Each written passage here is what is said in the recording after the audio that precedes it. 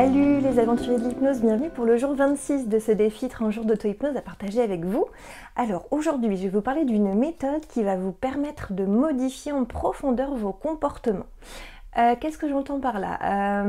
Parfois, je sais pas, vous avez des comportements, des réactions qui vous embêtent. Peut-être que vous êtes du genre colérique et du coup vous emportez facilement et ça vous embête, ou alors vous n'avez pas confiance en vous, du coup vous avez le trac dès qu'il s'agit, je sais pas, d'aborder quelqu'un pour lui demander quelque chose, ou vous avez peur de prendre la parole devant des gens, ou vous avez peur d'entreprendre certains projets.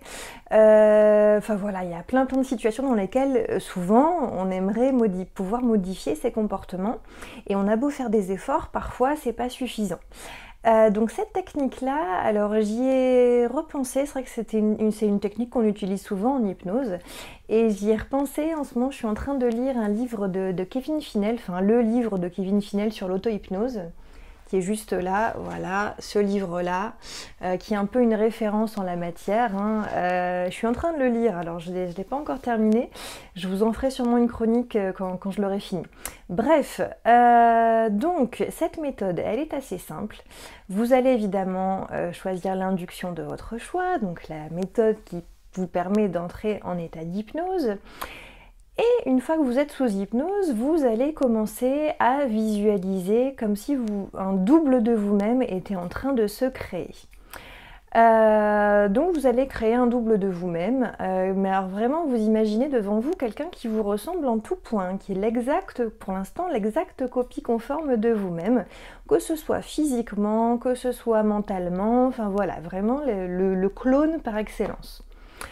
Une fois que ça c'est fait, donc là, on est vraiment dans un état, ce qu'on appelle de dissociation. On se voit de l'extérieur, quoi.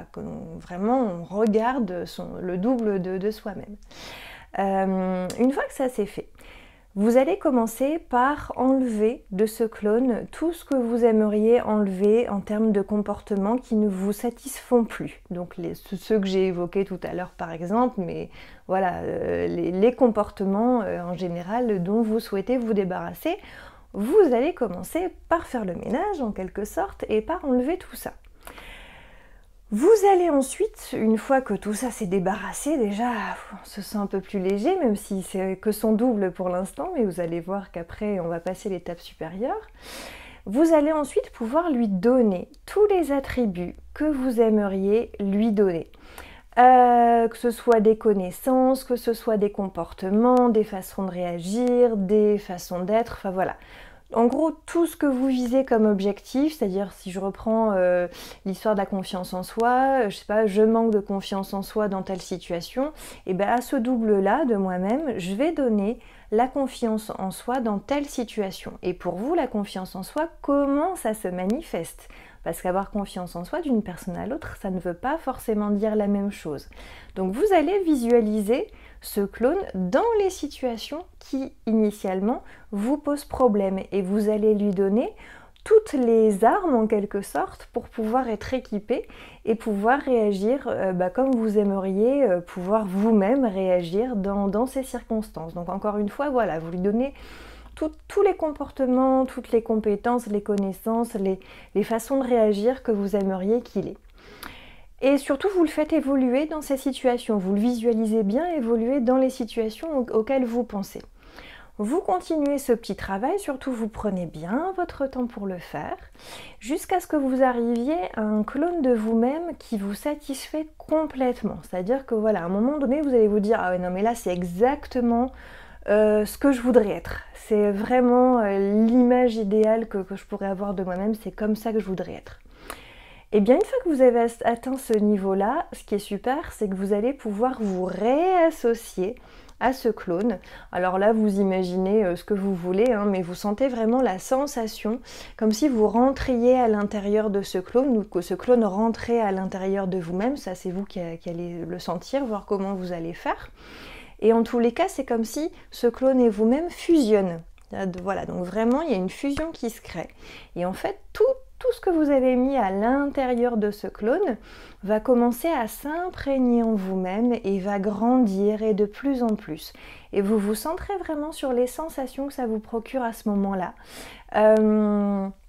Il faut vraiment que vous puissiez sentir une espèce de force ou de bien-être, enfin ce que vous voulez finalement, hein, ça va être propre à chacun. Mais c'est vrai que c'est le moment vraiment très agréable.